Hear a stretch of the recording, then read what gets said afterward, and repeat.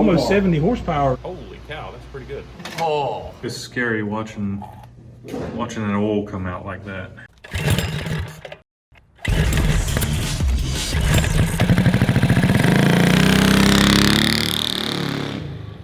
what's up everybody? Today on Cars and Cameras, we are headed back to the dyno in our methanol turbo Predator 670V twin drag rail. Our goals for the day are to get our new turbo dialed in, our new carburetor dialed in, and our stall speed dialed in. So we have a lot to accomplish and not a lot of time to do it, but hopefully we should get a good accurate reading as well. I'd love to see 60 horsepower, 70 horsepower to the tires, but there's only one way to find out.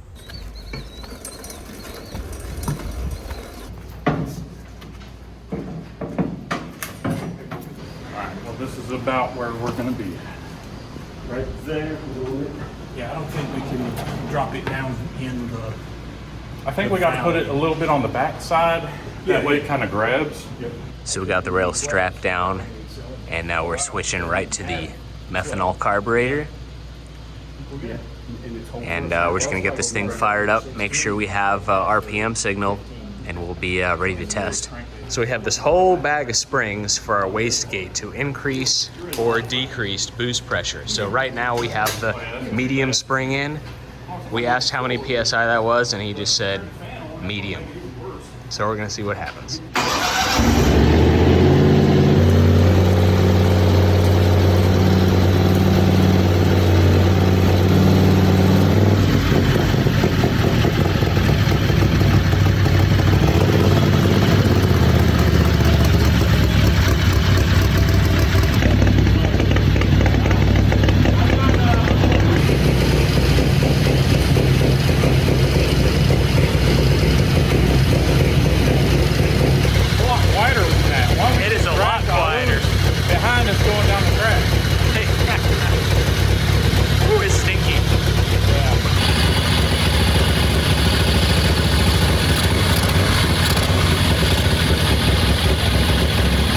So it looks like we're having issues with our RPM sensor. So what we may need to do is fire it up, get it running at 2,500 RPM, and then they'll use the speed that the rollers are turning at to then find RPM on the dyno. So it won't be quite as accurate, but it'll give us a good ballpark horsepower figure for what we're doing. And remember that our goal today isn't so much finding the torque and horsepower, rather it's dialing in our driver, our weights, so we can get make sure our transmission CVT is shifting all the way, making sure we have good stall speed, as well as getting our carburetor dialed in.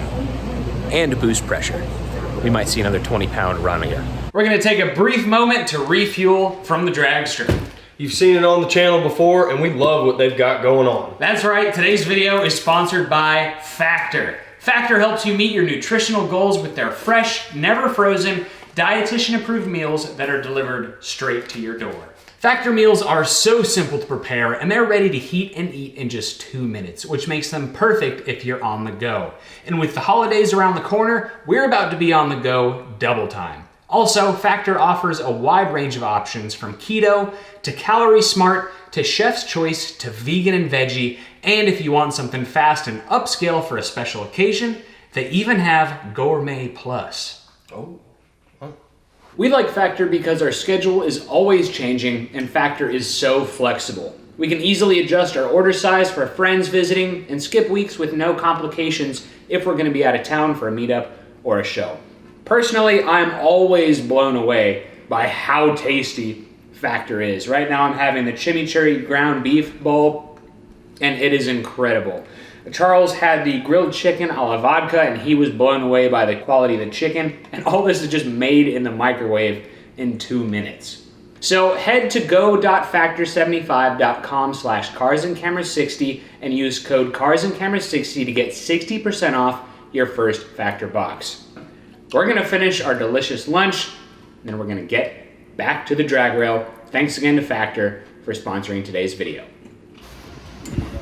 Gonna try it again. They're over there. You got all the lines over there. Yeah, they're all meshing right now. We might have one or two, like, never mind, I'm not gonna say. They all said, oh, Isaac and John are in town. We gotta come see and blow some stuff up. Oh yeah, oh yeah. Crank 'em.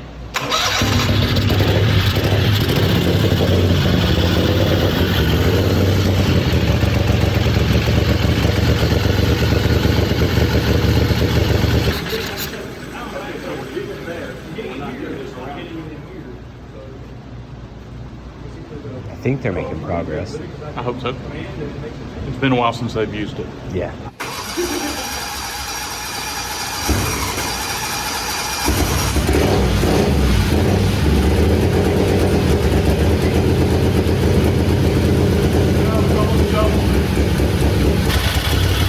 What was that about? Got the same problem. Same problem.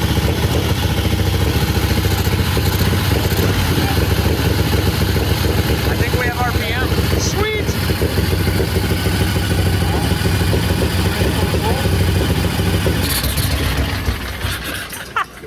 Forgot to hook up the kill switch when we changed the ignition coils. I hooked mine up. Make sure it's off when you.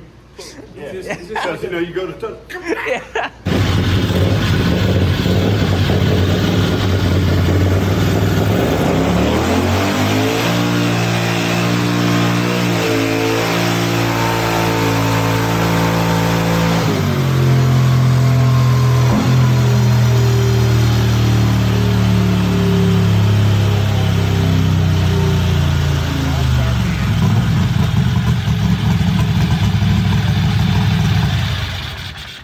What? I think it started and then it dropped RPM. It dropped RPM in about.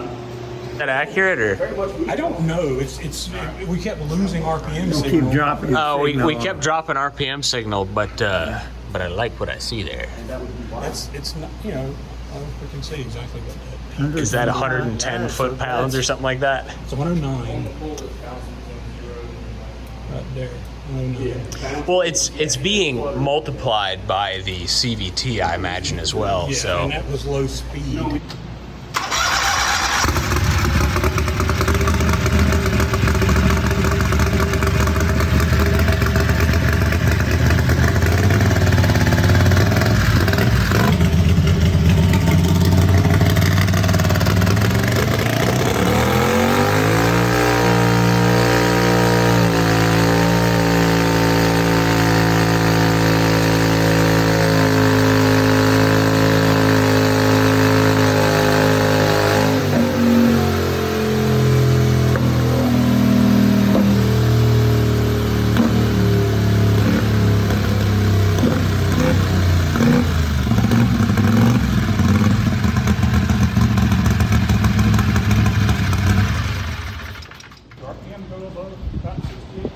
It went 69. That's all I was seeing. It just plateaued. 69. It went to 69. You still made Focusing on the almost 70 horsepower at 4,100 RPM. It went total fuzz. sweet. And it's still showing like 100 and some foot-pounds of And that torque. time the AFR gauge never moved. 70 pounds at 70 horsepower and 100 foot-pounds, baby. Nice. So we only hit just under 7,000 RPM on that last run, so we put the factory weights back in it, and we're really looking for that 7,500 RPM, which is what we've been hitting at the end of the track, before we go adding a bunch of boost to it. cranking.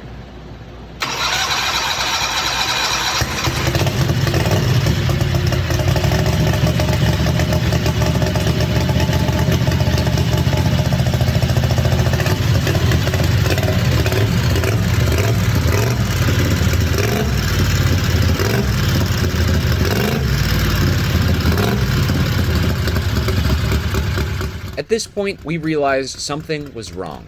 Even though the 670 made nearly 110 foot-pounds of torque to the tire, the engine was never getting over 7,000 RPM and was breaking up while doing so.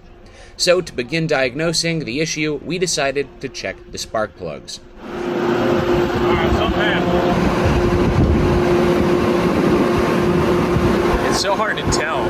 Yeah. I wish it had a good burn pattern with methanol, but with methanol plugs, they pretty much look brand new, even If when they're fouled fast. out. The ring down in it. Huh? You can see the ring down in it. Uh-huh. What you're looking for is that ring that's down in the, you see that stain, I guess you want to call it. See, it turns brown in there. That's what you're looking for on your fueling side. I grabbed this. Let's compare the two. See, cylinder that was working, cylinder that wasn't. Huh. See the difference in the two? Definitely, you can see the heat range on the Yeah, the strap and the changes strap. too. Yeah, yeah. That one looks fat enough to me. Oh, terrible. Yeah. Although I'm wondering if this one's not burning. Hey, Because it's looking kind of wet. You know what you can do? Swap 'em? Yeah, swap them and see what it does. All right, so the front one seems a little wet, which makes me think it's not firing. That one's dry. Like it's been firing every time. I'm also looking for the ring, and it's down way farther on this one than it is on that one. See, the ring is right up here. Yeah. See that? All right, and if it changes and this one looks like that one and that one looks like this one, Well, not so Then much. it's- This might not clean up being methanol, but Uh-huh. what will happen is this one will look exactly like that one if it's the front cylinder. yeah. You'll know, because you're going to get on it. All right. Boost's going to come up. She's going to pop back.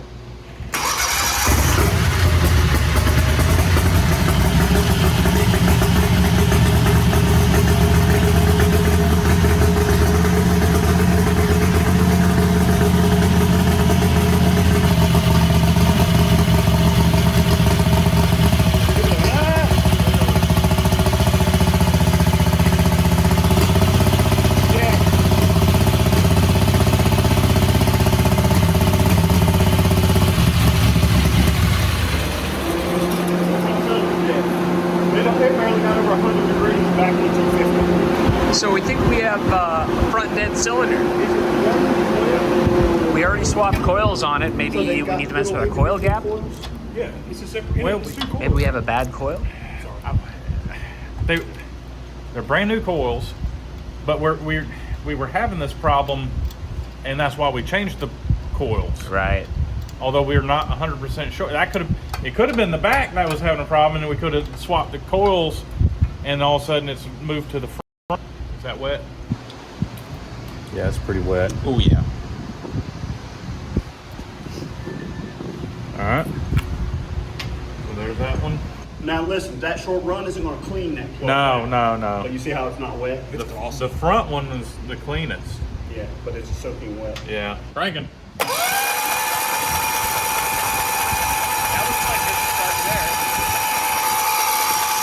Good start there. But that can change when you put it under pressure. Especially with really rich mixture. So they look the same? Yeah.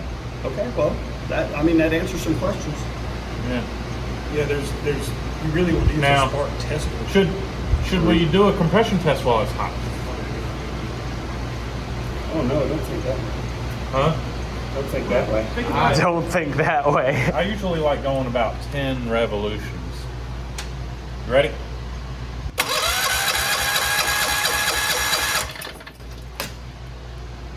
Holy cow, that's pretty good. Okay, hold on a minute. How'd it climb though? It climbed great. It Okay. hit 50, 60 on the first hit. jumped pretty So quick. let's compare that to the rear cylinder that's doing fine.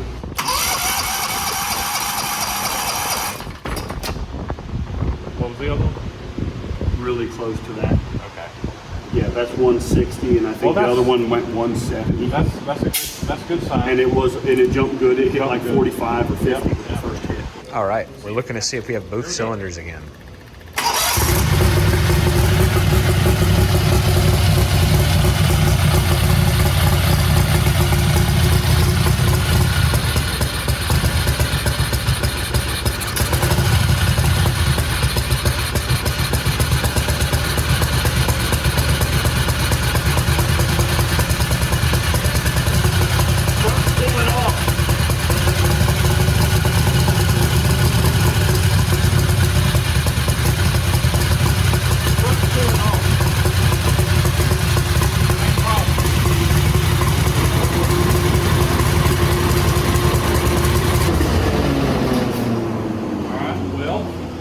They started off, they were both the same. It sounded good. It's running out the exhaust. Yeah, your fuel is running out the exhaust. Oh, That is rich. That is rich.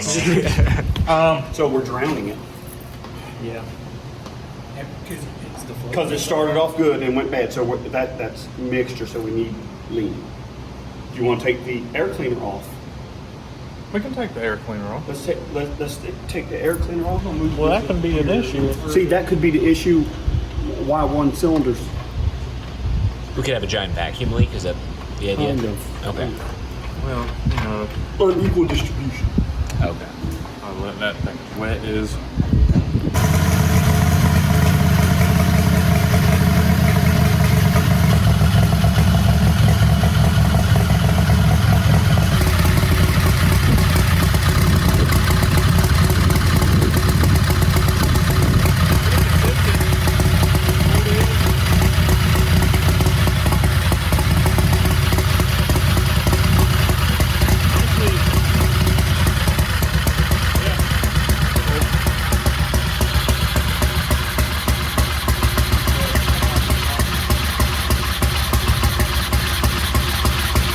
So we've been having a problem with this thing fouling out spark plugs.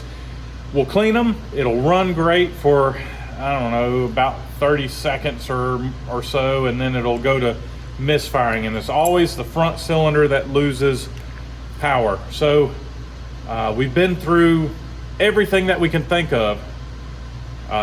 So there's only one thing that I can think of, and that's the design of our intake. The way the turbo is set up, it might be throwing all the fuel to the most forward part of the intake, fouling out the front spark plug. Because every time we clean it, it's good for a little bit and it'll misfire again. So we're gonna take the intake off and we're gonna do a little bit of a modification, and hopefully maybe we can remedy that issue.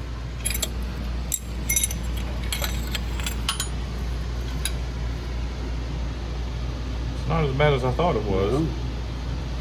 It's very open in there. So there's going to be our leak right there. Okay. Yeah, it's kind of cocked off. Yeah, it's like that goes, and then this.